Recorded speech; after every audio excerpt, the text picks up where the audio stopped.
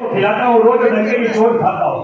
ये बात उनको सहन नहीं होती कि वो रसीद बुक लेकर जाते, 15 दिन लगते हैं उनकी व्यवस्था होने में। मेरे मात्र 12 घंटे में इतने बड़े आयोजन की व्यवस्था हो गई, और वो भी एक मोबाइल पर संदेश छोड़ने से।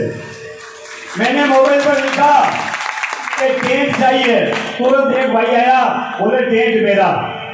मैंने एक से कहा मुझे खाना चाहिए, एक भाई ने कहा खाना मेरा। और फिर हुई लड़ाई चालू। शाम के भोजन के लिए रामचंद्र जी ने कहा मैं करूंगा, रामनिवास जी ने कहा मैं करूंगा। फिर लड़ाई हुई तो आधा आधा करा उनका। फिर बात आई उसकी सोल की, उसमें जगदीश जी ने कर दिया, फिर इन्होंने कर दिया, फिर उसने कर दिया। मोमेंटो में दो लोग। कमल जी का फोन आ रहा है, क्या बात है, क्या बात बोलो।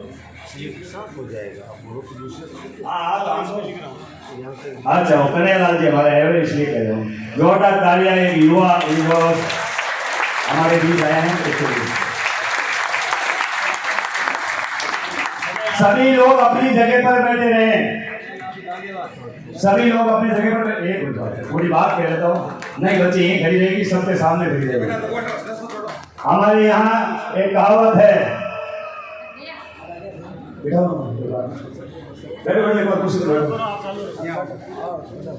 सर बीच में कोई कॉल ना करे, जब तक ये चला थोड़ी देर के लिए रुके, फिर आप सब लोग कहेंगे वो करेंगे। तो मैं जो कह रहा हूँ वो एक बार बात सुने।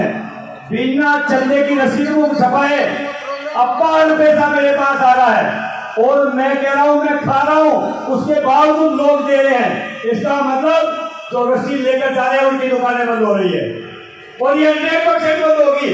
मैं खुद गांव घर घर जाऊंगा, लोगों को जागरूक करूंगा और ये बताऊंगा दलालों को पैसा मत दो, जहां जरूरत है, जहां भूखा है उसे पैसा दो, और एक दिन ये जागृति पक्का आएगी।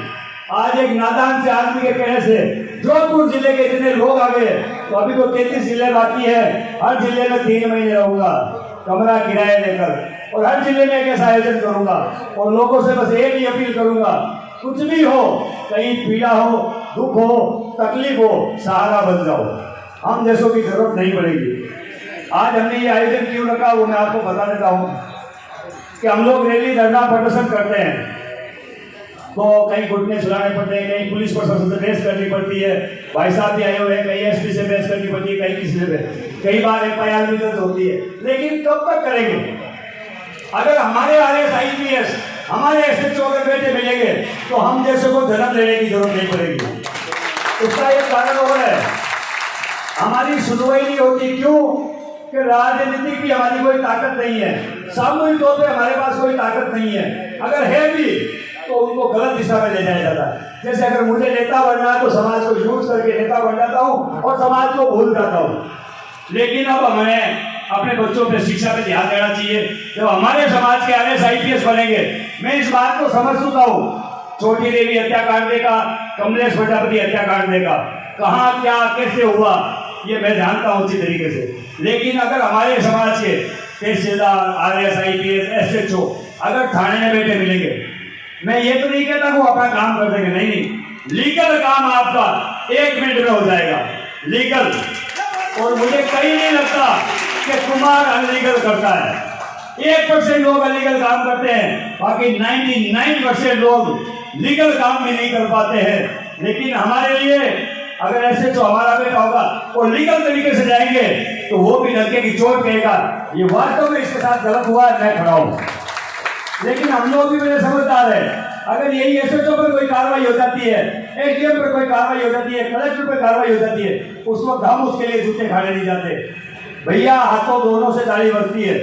अगर कहीं कोई डॉक्टर है, कहीं कोई RTO इंस्पेक्टर है, कहीं कोई और है, आज मान लीजिए बिजलीघर में बाबू है, इंजीनियर है या जैन है, अगर उन पर कोई तकलीफ आती है तो समाज को उनका साथ देना चाहिए, अपने आप अफसर आपका साथ देगा, और ये हमें शुरुआत करनी पड़ेगी। एक ही जगह की बात थी, कुछ लोग कह रहे थे कि यार मैं मेरे गांव में गया था, वहां तो जागृति नहीं आई।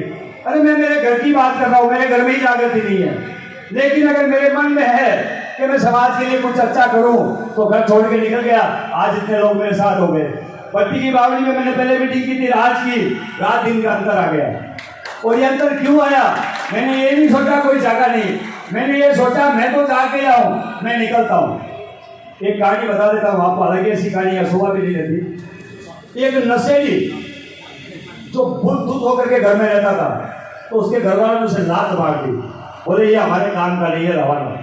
और होता ही यही है, कोई रोज रोज पीकर आएगा, घर में लड़ाई करता, लुगाई को मारता, बच्चों को मारता, उसे बाहर भेज दो। उसने भी घमंड कर लिया, सभी लोग एक बार शांति रखें, उसने भी घमंड कर लिया नशेड़ी ने, बोले क्या बात है, मैं अभी जाकर के मेरी टीम तैयार करूंगा। लोगों ने हंसी ली, क्या एक नशेड़ी जो दिन भर धूत रहता है, नीचे गिरता है, वो कहां जाकर के टीम तैयार करेगा। मगर अगले चौराहे पर गया, 3 नशेड़ी और मिल गए, वो 4 हो गए। मेरी बात जरा गौर कर सुना, यानी 4 नशेड़ी हो गए।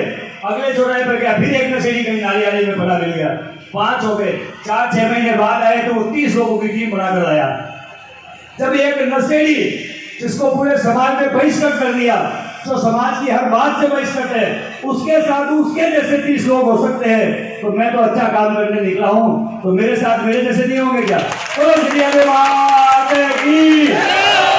फिर भी मेरे शब्दों में कोई कमी नहीं है तो माफी चाहता हूं। यहाँ मेरे कुछ अतिथिगण आए हुए हैं, मैं अब मेरे आरटीओ साहब आए हुए हैं, कन्हैयालाल जी आए हुए हैं, और भी कई लोग आए हुए हैं, उन सब का बारी बारी से नाम लेकर एक पर्ची पे सभी लोग अपना नाम लिखवाएंगे, इनसे लिखवा कर एक लिस्ट तैयार करेंगे और उन सब का मान सम्मान करेंगे और सबको मौका देंगे।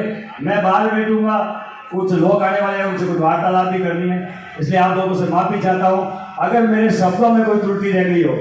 5 फुट 11 इंच के शरीर से मेरा परिवार या मेरा भाई, मेरा काका दादा, उसने क्या गलती की है मुझे पता नहीं, मेरे इस शरीर से अगर समाज के लिए कोई गलत काम किया हो तो कभी भी बता रहा उसी दिन समाज सेवा छोड़ दूंगा।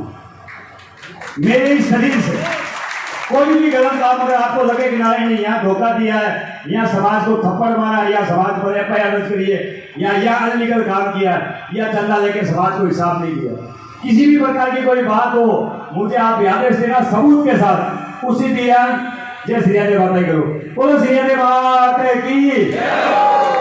हमारे बीच एक आदमी हो रहे, उनकी तारीफ करे बगैर रह नहीं सकता, सोम जी भाई साहब एक नाम आ गए।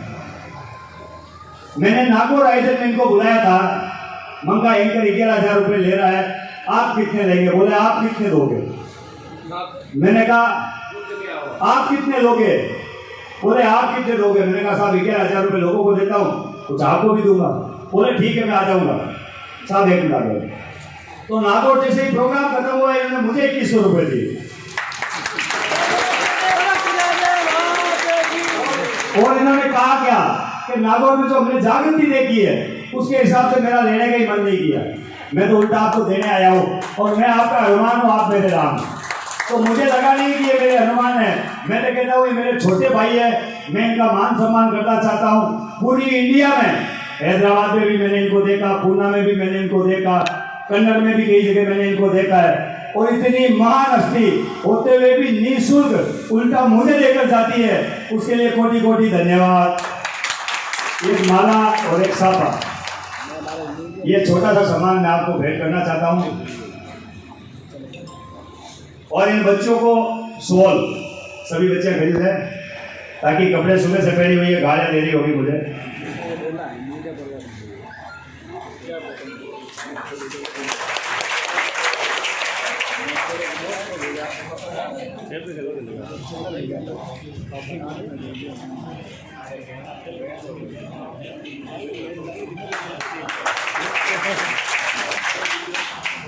और विशेष यहाँ की टीम को मैं धन्यवाद देना चाहता हूँ। जोधपुर जिले में जो भी मेरी कार्य करनी है, जो भी जोधपुर के लोकल रहने वाले हैं, कम से कम 250 नाम में मैं नहीं ले पाऊंगा, अगर लक्ष्मी का ले लूंगा या घनश्याम जी का ले लूंगा तो बाकी कहेंगे मेरा कहाँ गए। जोधपुर के जितने भी लोग हैं उनकी मेहनत का ये परिणाम है। जोधपुर जिले की टोटल कार्यकारिणी को और उनके माता पिता को नारायण प्रजापति की तरफ से कोटि कोटि प्रणाम।